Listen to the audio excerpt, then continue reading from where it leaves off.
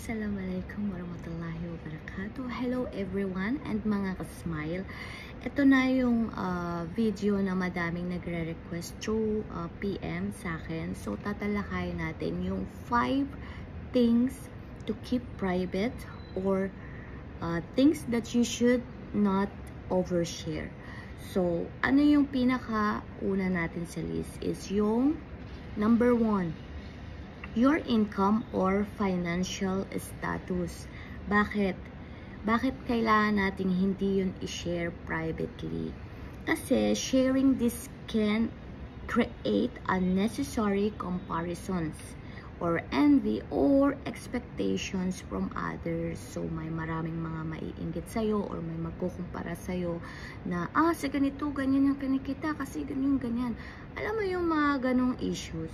So kailangan hindi natin i-share publicly yung mga income natin or financial status. Just keep it private, guys.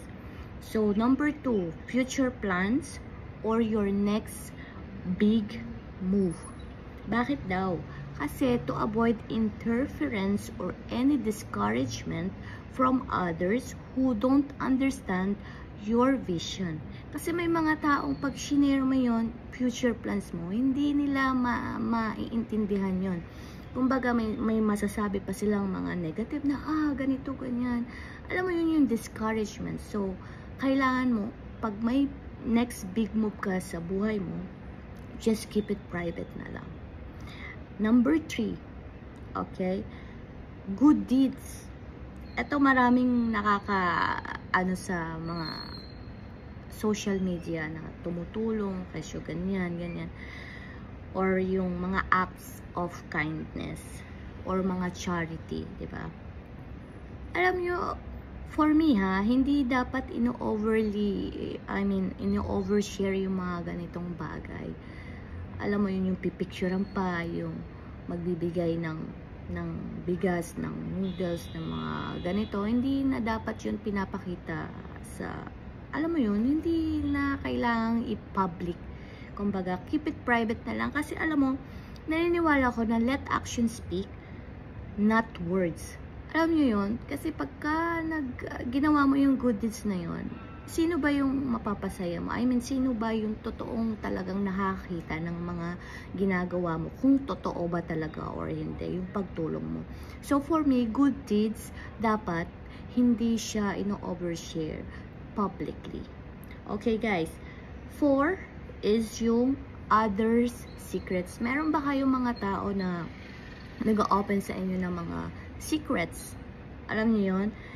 Dapat yung mga sekreto ng mga ibang tao na alam mo, dapat hindi mo siya sinishare sa public. Alam mo, kinikip mo talaga siya as private. Kasi, bakit ka mo? Para ma-preserve yung trust at saka integrity mo as a person na pinag-sharean ng sekreto. Alam mo yun, kahit na mag-away kayo, kahit na dumaan kayo sa mga pag-aaway o di pagkakaunawaan, pag may taong nag-open sa'yo ng sekreto, never ever mo isi-share yan pag nag-away kayo publicly.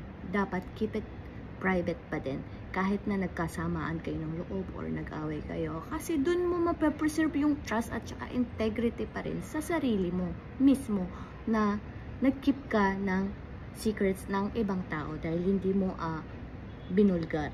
Alam mo yon. So, last but not the least ay yung personal struggles. Your personal struggles na alam mo yun, kailangan kasi sa buhay mo, marami kang pagdadaanan, di ba? Hindi mo dapat yun i-share publicly. Alam mo yun, lahat i-share mo.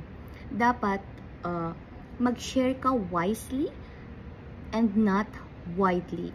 Ayan yung mga natutunan ko, guys, na yung mga 5 things to keep private or things na hindi mo dapat i-overshare sa social media or sa public or sa kahit na sino. So guys, yun lang. Kung nagustuhan mo ang topic na to, please don't forget to hit like and share the button.